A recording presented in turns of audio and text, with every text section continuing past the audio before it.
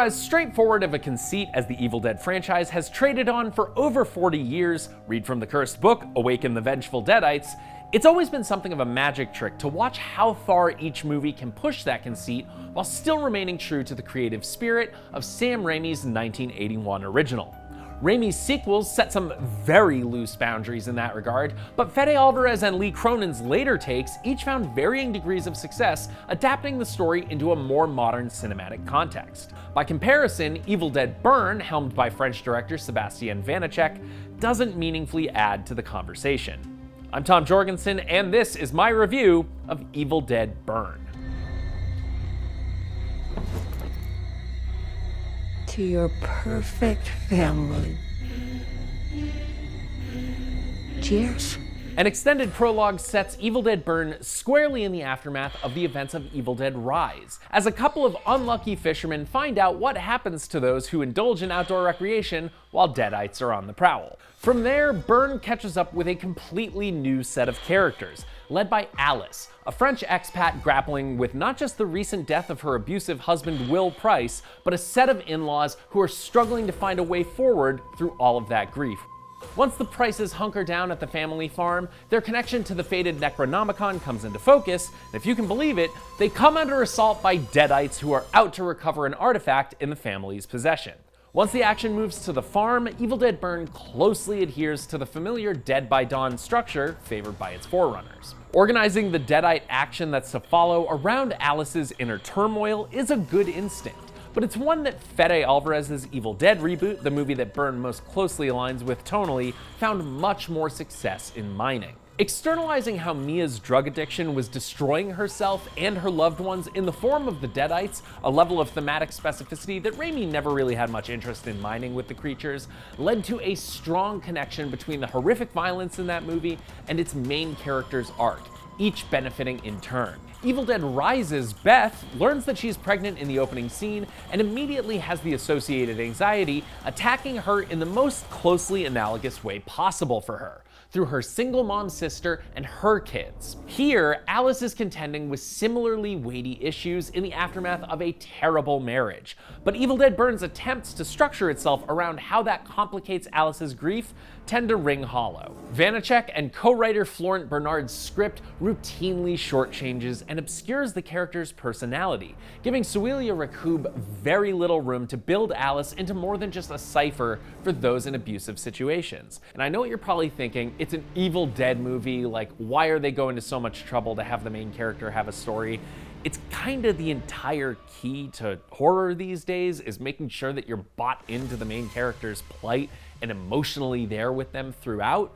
And it's not that, obviously the Evil Dead movies, the original trilogy, they kind of skip past that, but they seem to make a very pointed choice to do that. Whereas the more recent Evil Dead movies have much more thematically heavy things on their minds. And I really think that the first two modern Evil Deads do a much better job of coalescing that into a good story for the main character. Evil Dead Burn, a little rougher on that score. Don't worry. You're safe here. Overwrought stylistic choices further hamper the cohesion between Evil Dead Burn's action and thematic efforts. Not only do cutaways to a fight that Alice and Will had really stretch to explain why burning and fire become such common motifs in the story as it goes along, but brief though they are, these jumps out of the confines of the action at the Price farm hurt the momentum of the Deadites' onslaught. It may sound like a minor thing, but it is emblematic of other ways that Vaniček bumps against other just as important pillars of the franchise. The Price family falls neatly into horror archetypes. Will's brother Joseph is a struggling author and serves as Burn's primary vehicle for delivering Necronomicon-sourced information. There's also uptight mom Susan, emotionally repressed and explosively angry dad Edgar, and cognitively declining yet at times spookily lucid grandma Polly. Archetypes can be a very useful tool for keeping a story moving, but in an Evil Dead movie, the Deadites are usually more unsettling when they're playing against their victim's personality. So Evil Dead Burn's supernaturally fueled heightening of the Price's character flaws feels a little rote as a result. Remember,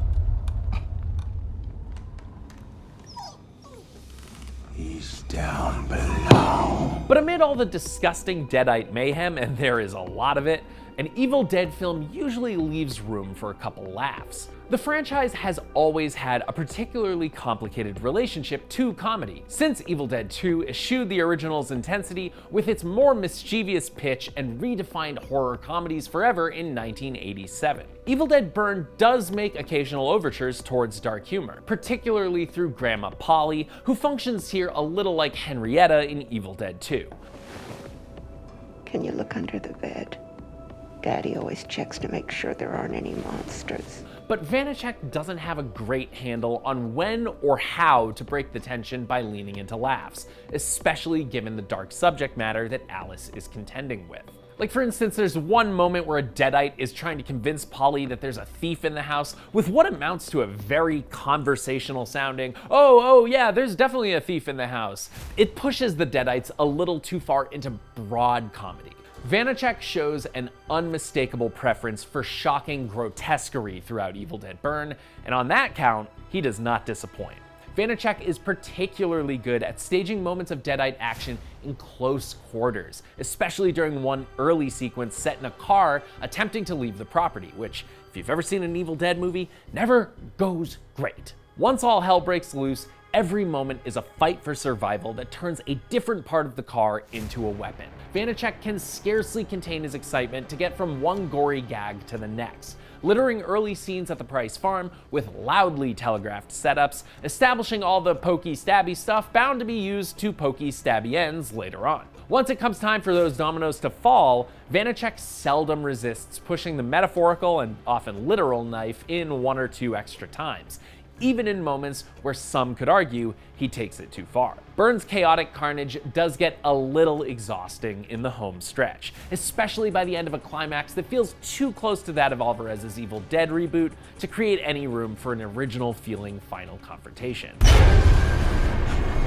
The special effects serving those efforts come out of this somewhat scattershot experience completely blameless. Something that seemed like a safe bet from the moment a character's flesh melts off their bones like well-braised short rib after being stepped on in the opening minutes.